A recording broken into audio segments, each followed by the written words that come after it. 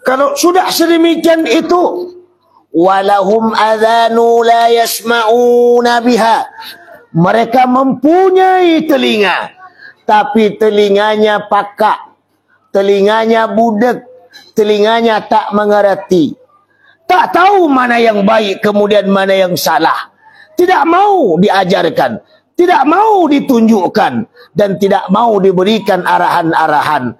Oleh karena itu, harapan kita malam ini, termasuk pribadi saya, tentunya kita mengharapkan dari umur yang ada dalam jiwa kita, dari usia yang ada dalam diri kita, yang kemudian diwarnai oleh sifat Allah yang 7, kudrah, iradah, ilmu, hayat, sama, basar, kalam.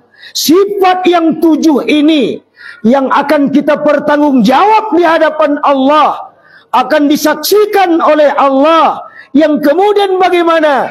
Wal tanzur nafsun ma qaddamat lighat. Apa yang telah kita perbuat dengan hal itu? Apa yang telah kau lakukan dengan semua itu? Apa yang telah kau laksanakan dari apa yang telah Allah berikan kepadamu?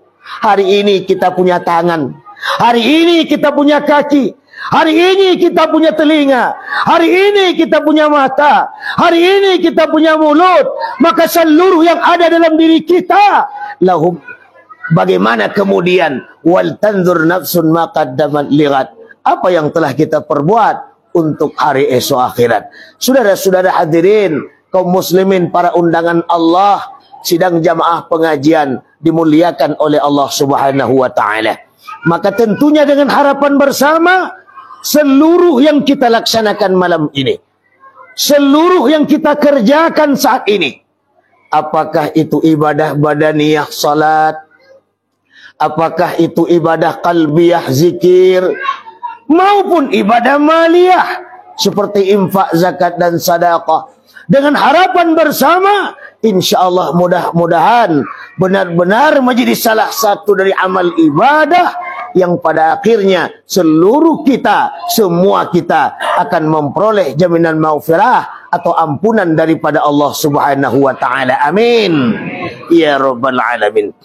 Kemudian selawat diiringi salam, sama-sama kita hadiahkan pahalanya kepada Ruhul Muqaddasah, junjungan alam, pucuk pimpinan umat manusia sedunia, imam para nabi, penutup para rasul, yakninya Muhammad sallallahu alaihi wasallam, rasul penutup dari seluruh para rasul, nabi penghabisan dari seluruh para nabi, sehingga tidak ada lagi nabi lahir ke dunia ini setelah Muhammad, dan tidak ada lagi rasul lahir ke dunia ini setelah Muhammad sallallahu alaihi wasallam.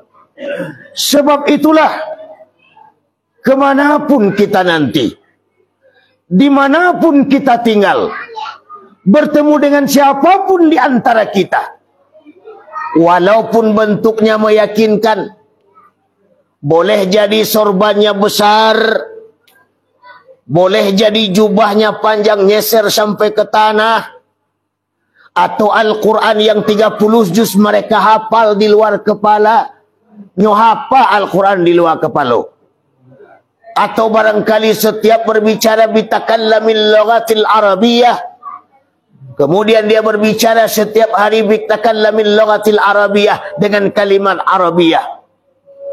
Boleh jadi jenggotnya panjang sampai ke pusek, bahkan lebih. Kemudian nyo mengaku sebagai nabi, nyo berkata sebagai rasul, nyo ikrarkan diri sebagai nabi penghabisan. Maka seluruh kita, semua kita wajib untuk tidak percaya. Sekali lagi, wajib untuk tidak percaya. Kenapa? Karena Muhammadlah nabi terakhir, Muhammadlah rasul penghabisan, dan Muhammadlah nabi terakhir. Tidak ada lagi nabi lahir ke dunia ini setelah Muhammad, dan tidak ada lagi rasul lahir ke dunia ini setelah Muhammad sallallahu alaihi wasallam. Hal itu tertulis di dalam kitab Tauhid Husnul Hamidiyah, karangan Syekh Husain bin Muhammad At-Trabalisi pada halaman 116 dinukilkan. Wan aqada ijma'ul ummati aydan annahu qatimul anbiya'i wal mursalin la nabiyya ba'dahu fasyar'uhu la yunsabiqu ila akhiriz zaman. Telah terjadi kesepakatan umat bahwa sesungguhnya Muhammad Nabi kita, Muhammad Rasul kita, dia adalah Nabi terakhir, dia adalah Nabi penghabisan, dia adalah Nabi penutup. La nabiyya ba'dahu, sehingga tidak ada lagi Nabi lahir ke dunia ini setelah Muhammad, dan tidak ada lagi Rasul lahir ke dunia ini setelah Muhammad sallallahu alaihi wasallam. Fasyar'uhu la yunsabiqu ila akhiriz zaman. Syariatnya, tuntunannya, ajarannya, agamanya, Islam yang malam ini kita yakini sebagai agama kita, tidak boleh kita nasik-nasikkan, tidak boleh kita ganti-gantikan, tidak boleh kita tukar-tukar dengan bermacam agama yang ada di permukaan bumi ini. Ba'apun hidup awak, ba'apun keadaan awak, bagaimanapun susahnya awak, walaupun pitih awak seketek, walaupun rumah awak ketek, walaupun gaji awak ketek, walaupun harta awak senek, walaupun laki awak nyenek, walaupun laki nyenek, la ba'sabi, tidak apa-apa. Tidak boleh kita tukar agama dari Islam ke Kristen, dari Islam ke Hindu, dari Islam ke Buddha, dari Islam ke Konghucu, dan lain sebagainya. Tetap beriman kepada Allah sebagai Tuhan yang satu, yang bersifat nafsiyah, yang berdiri dengan sendirinya. Allahul ladzi khalaqas samawati wal ardh wa ma bainahuma. Allah lah yang telah menciptakan langit dan bumi, dan Allah juga yang telah menjadikan isi keduanya, baik yang ada di langit maupun yang ada di bumi. Ini merupakan kekuasaan Allah Subhanahu wa taala yang digambarkan dalam kisah Isra Mi'raj, dalam ayatnya linuriyahu min ayatina, untuk menampakkan tanda-tanda kebesaran Allah Subhanahu wa taala. Sehingga peristiwa Isra Mi'raj yang merupakan peristiwa dahsyat, peristiwa yang luar biasa, peristiwa yang mengagumkan, peristiwa yang tidak kita pikir secara nalar akal manusia. Tetapi untuk memahami peristiwa tersebut, kita diajak untuk merasakan kemahabesar Allah bersama dengan peristiwa Isra wal Mi'raj Nabi kita besar Muhammad sallallahu alaihi wasallam. Saudara-saudara hadirin, kaum muslimin wal hadirat, seluruh kita yang berhadir, semua kita yang datang, dimuliakan dan diridai oleh Allah Subhanahu wa taala. Kemudian penghormatan kita sama-sama kita hormati tentunya Bapak Bupati Tanah Datar atau yang mewakili. Begitu juga sama-sama kita hormati dan kita muliakan juga Bapak Camat kita. Saya sudah kedua kali bertemu dengan beliau. Mudah-mudahan Pak Camat sehat selalu. Insya Allah kecamatan apa namanya ini? Kecamatan Tanjung Baru. Tanjung Baru kita ini di bawah pimpinan Pak Camat dan di bawah wewenang Kabupaten Tanah Datar. Mudah-mudahan masyarakatnya adil dalam kemakmuran dan makmur dalam keadilan di bawah naungan reda Allah Subhanahu wa taala. Amin. Itu juga penghormatan kita dengan doa bersama kepada Bapak Wali Nagari kita. Alhamdulillah mungkin saya baru ini bertemu dengan beliau. Apa yang telah beliau sampaikan tadi tentunya menjadi renungan bagi kita bersama. Tidak ada pemimpin yang tidak sayang kepada rakyatnya. Tidak ada pemimpin yang tidak suka kepada rakyatnya. Tidak ada pemimpin yang indah ibu kepada masyarakatnya. Tapi keadaan yang membataskan, undang-undang yang menentu, peraturan yang menyatakan. Maka tentunya apa yang telah disampaikan oleh Bapak Wali Nagari merupakan kebijakan bersama. Tentu harus kita taati dan harus kita patuhi. Dengan usaha dan ikhtiar, semoga masyarakat kita ini menjadi masyarakat yang ekonominya menjadi masyarakat ekonomi yang madani. Alhamdulillah. Kemudian penghormatan kita kepada angku-angku nini mama alim ulama, jadi pandai pemuka masyarakat, seluruh para bundo kandung, pemuda, pemudi, remaja, remaji, santriwan, santriwati, pelajar, putra atau putri, semua yang hadir, termasuk para orang semando dan berkumpul pada malam kini, yang dak mau sabuk satu persatu, termasuk wali jorong tah wali korong di sekolah.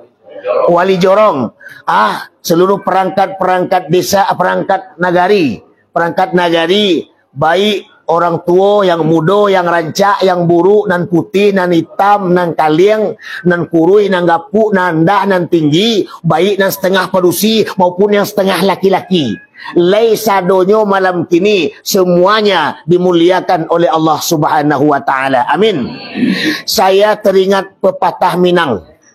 Rancak nagari dek penghulu, rancak surau dek tuangku, rancak kampung dek nantuo, rancak rumah tanggo dek bundo kandung, rancak tapian masyarakat dek mudo-mudi. Kalau kita tilik pepatah kita orang Minang tu pak, ambo bukan orang Minang, tapi dek menumpang di Minang jadi orang Minang. Tinggal di Minang jadi orang Minang. Kalau ambo cali ungkapan pepatah kita orang Minang tu, kemudian kita hubungkan dengan Al-Quranul Karim, mempunyai makna yang sangat luar biasa hikmahnya. Apa kata Allah dalam Al-Quran? Walau anna ahlal qura amanu wattaqaw lafatahna alaihim barakah. Andai kata suatu nagari, suatu kampung, suatu masyarakat di mana mereka masyarakatnya amanu, beriman dengan Allah, imannya yo diikrar yo lidah, ditasdik oleh hati dan dipraktekkan oleh anggota badan, itu nan iman. Tapi kini kan banyak iman pak, iman formalitas, ada namanya iman lipstick. Atau iman lipstick, imannya not decoration only. Itu artinya tu. Ndak tahu dah. Semua ambon ndak tentu tu dah. Iman lipstick, iman pemanis bibir. Yang namanya lipstick digunakan pada saat tertentu. Ibu mau ke pasar lipstick paguno tu. Kapai baralek lipstick paguno tu. Kapai ke sawah lipstick ndak pakai. Kapai ke WC lipstick pakai. Ndak pakai. Ke surau tadi lipstick pakai. Nah, ternyata kalau lipstick dipakai pada saat tertentu, andai kata iman bagaikan lipstick, tamsilnya lipstick, maka iman pun terrealisasi dalam kehidupan mereka. Kapan? Ketika susah takana Tuhan. Laki mati takana Tuhan. Laki nak pulang takana Tuhan. Laki babini celei takana Tuhan. Galeh bangkrut Allah takana. Ayam hilang Allah takana. Televisi digondong maling Allah takana. Ketika susah Allah takana. Ketika susah lah diangkat oleh Tuhan, maka susah Allah pun mulai kita lupaan. Itulah bentuk manusia. Kalau kita beriman hanya lipstick, maka iman kita sekadar ungkapan. Iman pemanis bibir, iman penghias hidup. Pada akhirnya agama sebagai seminar, kongres dan muktamar, atau tulisan besar-besaran yang tidak akan pernah terwujud di dalam kehidupan nyata sehari-hari. Maka dengan peringatan Isra wal Mi'raj malam ini, sekaligus peresmian jalan baru, tentunya dengan harapan bersama, tidak saja jalan yang baru, mestinya jiwa awak kembali baru, hati awak diperbaharui, sadonyo baru, yang tidak boleh bini bah.